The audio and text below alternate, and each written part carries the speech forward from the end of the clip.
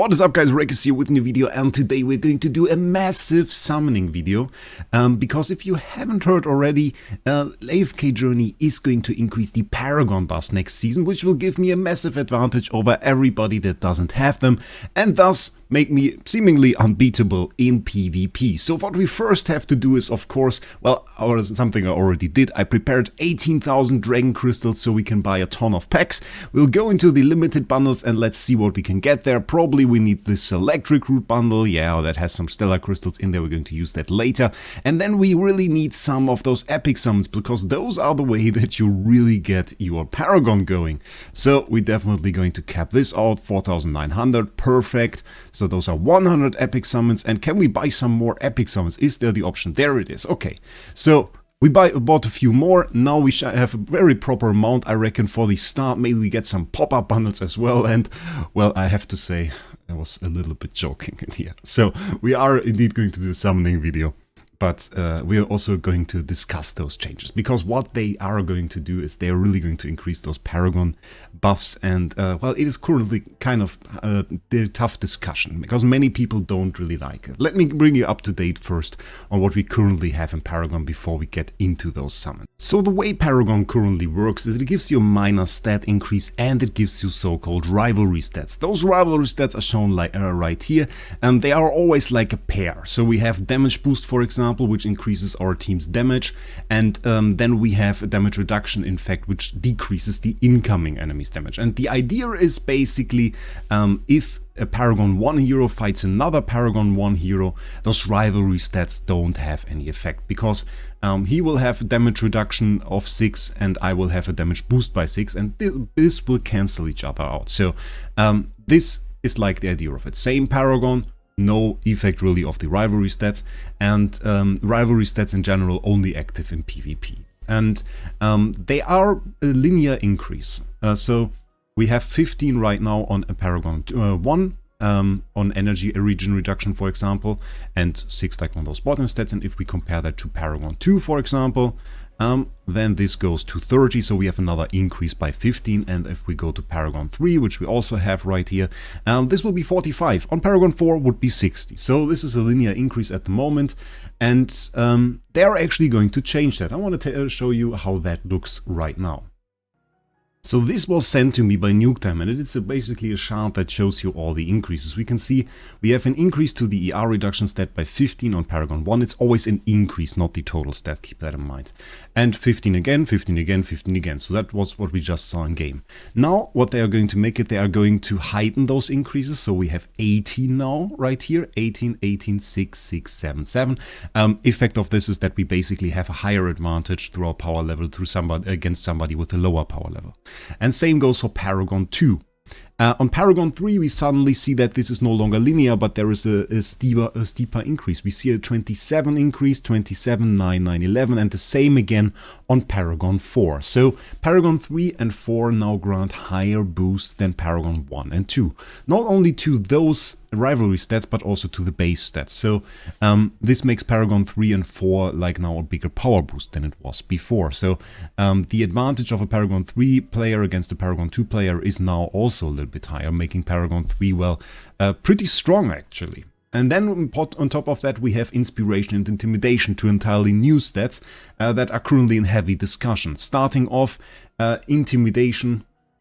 Every point of Intimidation reduces all enemies' healing effects, shield value, extra energy gains and buff effects by 1%, with Inspiration granting the opposite effect, increasing our allies' healing effects, shield value, extra gains and buff effects by 1%. So we have super powerful stats right there. If I put like a Paragon hero on my team and have any advantage in the Paragon levels that I have, my allies will get huge increase to the buff effect. So it will no longer be like 50 haste that I get if I have like 11 Inspiration. This buff will increase by 11% essentially. So will be a bigger haste buff, and this goes for every single buff that we have on the team, to the healing that we get, to everything. While at the same time, if enemy has a disadvantage to the power level and like starting to maybe like try to fight me with Paragon 2 units while I have Paragon 3 units, well, his buffs, heal and everything will be reduced, so we have a tough time fighting.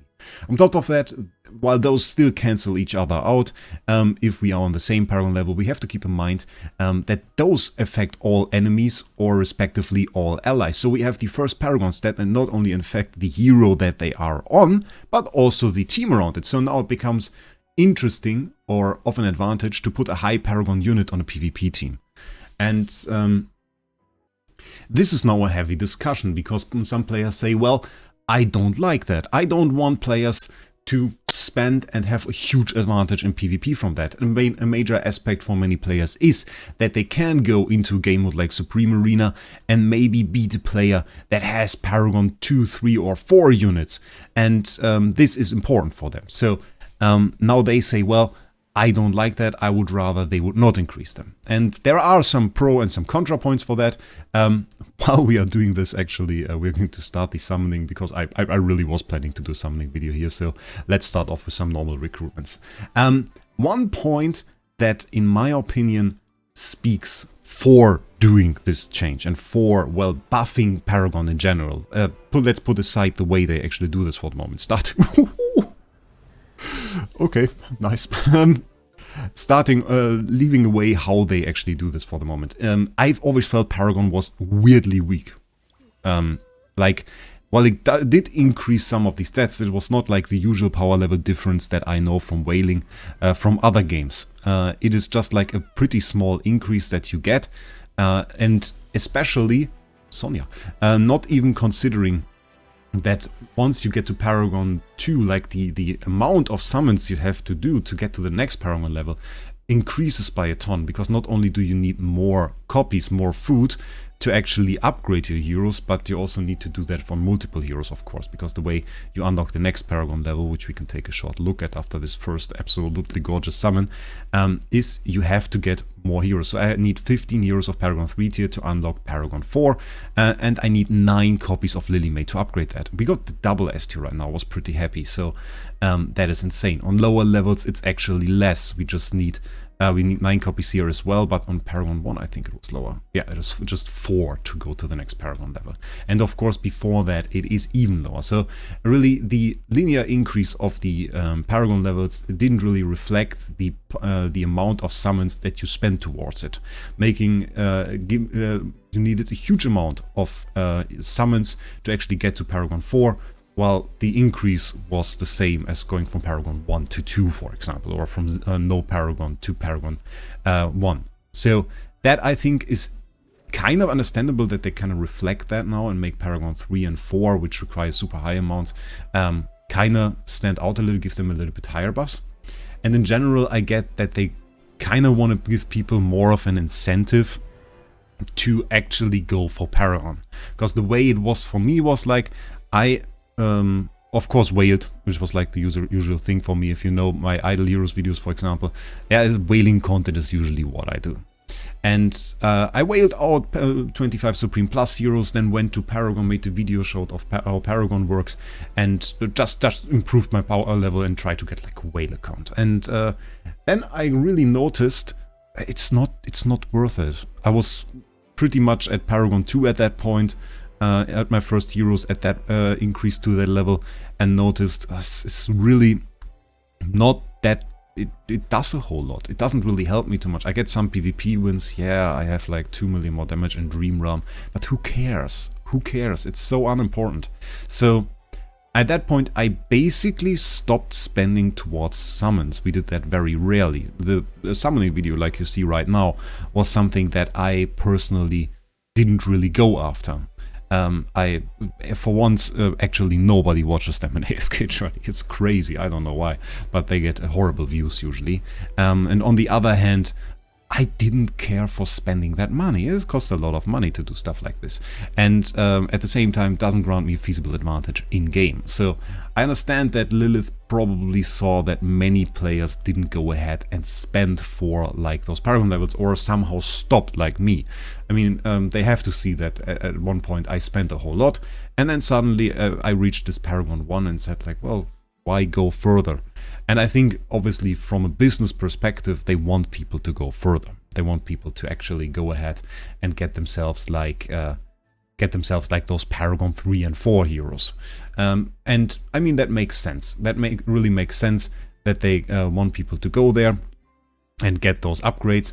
And so they now give an incentive to go to that point and whale further, I guess, by increasing the Paragon levels. At the same time, I mean, giving players with that Paragon level more power and broadening the distance between free-to-play and whales, yeah, sometimes comes with a few problems. I see that in my other game, Idle Heroes. At that point, I mean, we are still fairly limited in AFK Journey in the stats that we get. We get rivalry stats for PvP. In my other game, it was actually that we just got power for all of the levels. And they now struggled with creating content that actually works for both groups. With the small difference that we have between whales and like norm players, and I mean established free-to-play accounts, I would say it is actually they're still pretty close together. It's my triple back-to-back S tier. That's a bit crazy. They are still pretty much close together, so that still works out for them and still works out for us as well. And thus the difference between power and feels all right. Many players can get good points in a boss, have maybe like 5 million, 6 million, 7 million less damage than like top people or something. And I think like many people are quite happy with that and feel like that is still kind of rewarding for them to play this game.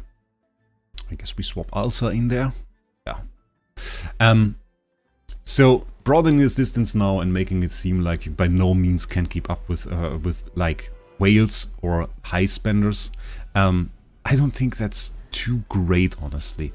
It kind of brings the problem with it that players might feel like they fall behind. And from all the things that I've seen in this game, that is something most really don't like. I mean, this Paragon buff won't really affect you too much. It mostly affects the people that attack higher Paragon players all the time. If you're free to play, that's probably not the level you're looking at. So really, this Paragon change won't bring any change to your gameplay at all. So in that sense, that isn't really a thing for you. And by the way, what's going on here? We get back-to-back S tiers all the time.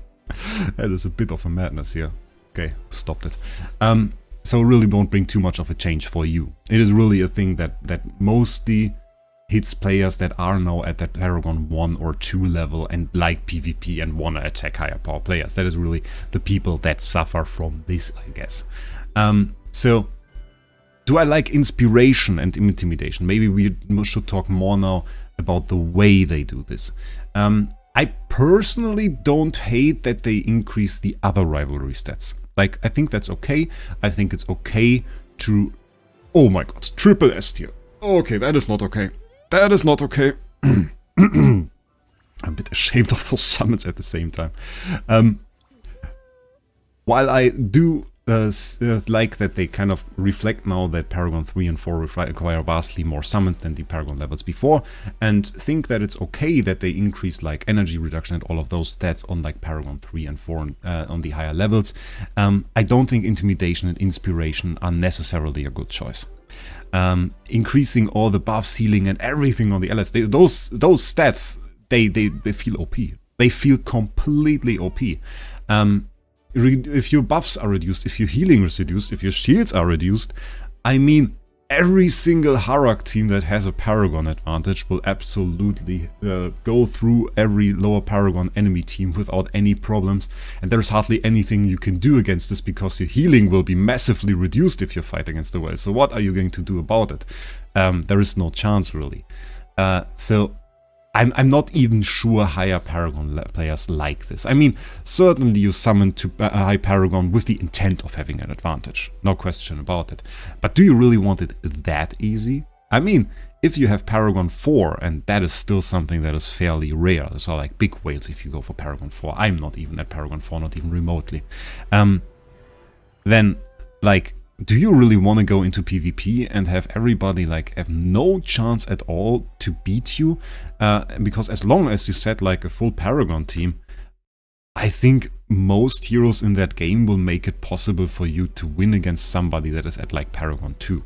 This will be like an unbridgeable gap, I think.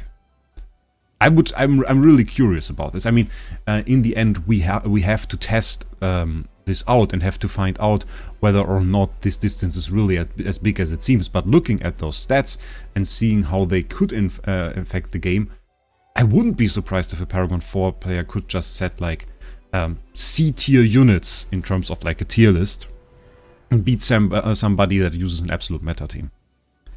Like, I wouldn't be surprised to see that. And I'm not sure if that is the right way. I think players still want to interact with like strategy, so I'm a bit opposed to those intimidation and inspiration stats. It also doesn't really work in a way.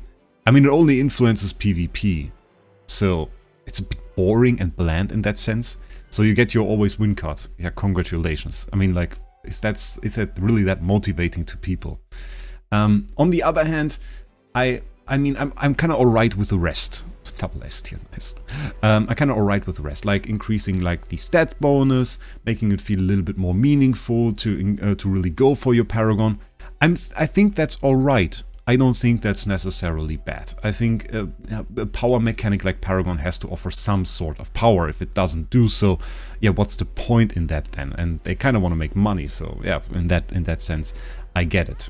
Also, I know some free-to-play players now that actually are now in the Paragon realm. So it's not like Paragon is entirely for whales. The early Paragon levels certainly now are hit by the most cultivated free-to-play accounts. And I'm not talking about new players here. I'm talking about players that play this game since release and have played so in a way that really allows them to harness the most power and most rewards they can get. So overall, I guess I don't like the change. I have to say, like, if I take everything together, I don't like the change. But for me, really the thing that makes it bad are those inspiration and intimidation buffs. Like, those are concerning to me.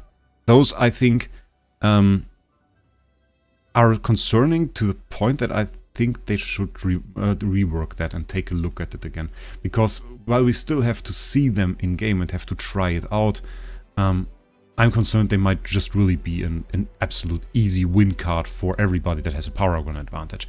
And I don't think that the players that are on the lower side of this and are going to lose want that. And I don't even think that the whales that have this advantage want to have such a big advantage from it.